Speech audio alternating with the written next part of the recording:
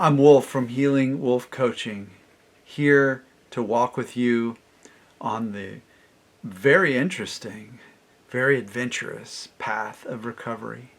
Let's breathe in the adventure and then exhale the hesitation. We want to move into everything. How do you feel an emotion in a way that allows unconscious mind to get it that emotions are safe, so that it can relax and not try to protect you from emotions? The way you do that is you look for the sensations in the emotion and you zoom in on the sensations. You pay attention to the sensations. You hold the sensations. So if it's an anxiety sensation, maybe racing heart, maybe jittery, maybe feeling shallow breathing, you zoom in on those sensations, which means you pay attention to them, but you do so with an allowing attitude, with an attitude of letting them play their song like they're a band of sensations. You got the bass player of the drumming heart, you've got the saxophone player of the jittery feeling, you got the drummer, that's the heart, but the bass pretty heartbeat as well. You got the drummer of the scattered thinking. You've got a whole band wanting to play, whether it's chronic pain or panic or anxiety or gastric sensations. All these type of sensations are protection from your unconscious mind, because unconscious mind is making the mistake of overprotecting you. You're going to survive this meal. You're going to survive this public outing. You're going to survive this exercise. And you're going to survive this emotion that you're feeling. Okay, so you're feeling the emotion. Let the emotion come. Let the tears roll down. Let the sensations come. The sensations are where you're watching a storm. The sensations are the place to place your mind in order to feel that emotion. Because the story that generated the emotion will just continue to loop unless you release the story and embrace the sensation. So you want to let go of the story. So let's say, for example, you're really angry because, pretty common one, you're really angry because you called something to do with your financial stuff, your credit card or your bank or whatever, and you just can't get through to a real person, or your customer service. You're trying to reach somebody and get a resolution for something. Miss a charge that wasn't supposed to be there, or a balance problem, or something like that. You're wanting to get in touch with somebody and you can't, and then you get passed around on the phone tree and then it drops. So you're super angry about it. So what do? You say, I'm angry about this stupid phone tree or whatever. You can call it stupid. You don't have to. You can just say, I'm angry about this phone call. I'm angry that I can't immediately get that resolved. So I'm going to feel that anger in my chest, feel that frustration in my chest, and then drop the story, release the story. Because the story can pick up momentum if you allow it to. It could extend. You could start thinking about inefficiencies of government. You could think about things that have happened to you in the past. The mind wants to protect you from all that stuff.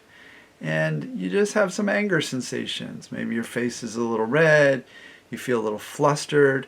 Unconscious mind is wanting you to be prepared for a battle with whoever's on the other end of that line over a survival resource, which would be financial stuff, or something along those lines. And so that's what it's all about. If you have a grief sensation, you're feeling a deep sadness over something that happened. Let's say that your pet cat passed away, and you're really sad because your pet cat passed away, and so you're crying. You feel these emotions coming up. You're crying. Well, you can release the story, which is my cat passed away, and feel the grief and allow that grief to be there, those sensations of grief to be there, the tears, the sadness. And as you feel that grief, you could also move your mind into a place of appreciation for that cat. Love that cat. That cat was so great to me. And maybe you'll end up smiling a little bit by the end of that experience. You feel the grief, and it's like feeling a storm, and then suddenly the sun comes in. On my own journey, feeling emotions was foreign at first. And I used to feel emotions that were coming up around my journey, around the chronic pain and frustrations with the medical system and sadness over not having found an immediate and swift resolution to it, to the chronic pain, and just feeling a lot of emotions around that. So when the emotions would come up, I would feel them. Sometimes the story would be kind of silly or something that wouldn't normally bother me if I wasn't in the middle and the thick of this journey, but yet it brought up some tears. I can't go and visit my friend because I haven't been able to sit for a long time, or I'm missing some art event because I haven't been able to walk around yet for a while. So being really debilitated, negative thinking, grief comes up, and I would feel those emotions. I'd feel the sensations, the tears, and allow all that to come out, drop the story, and allow that story to disappear. And then the emotion would sometimes shift, especially as I was beginning to practice laughter yoga, to laughter. So it was really like a storm passing, and then the sunshine coming through. So that's how you feel emotions. You focus on the sensations. By focusing on the sensations, you're letting unconscious mind know that you're moving towards them, that they're fine, that they're safe. And then that's how those sensations wind down. The emotion sensation winds down, and then the extra sensations of protection, which could be chronic pain or anxiety or gastritis or insomnia, whatever it is, depression, worry, a lot of the other sensations will wind down too. It's almost like the emotion being felt lets unconscious mind know that there's less danger overall in your life because emotion is no longer a threat. And so that drops the level of all the other sensations. If you have any questions, drop a comment. Please subscribe to my channel and help a wolf on his mission to walk others out of hell and back into a full and rich life.